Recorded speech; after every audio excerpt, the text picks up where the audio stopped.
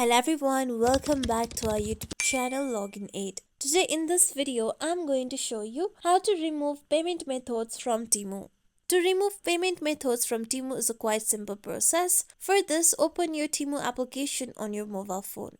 Now make sure that you are logged into your Temu account.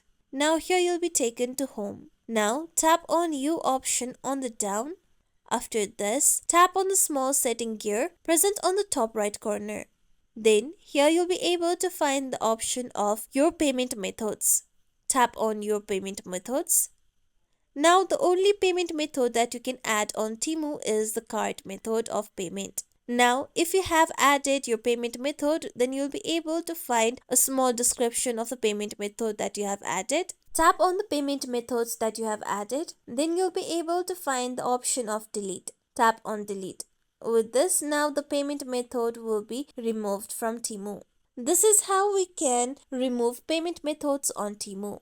This is it for tutorial everyone. Hope this tutorial was helpful to you all. If you liked this tutorial, make sure you like, share, subscribe to our YouTube channel for more tutorials like this. Thank you for watching.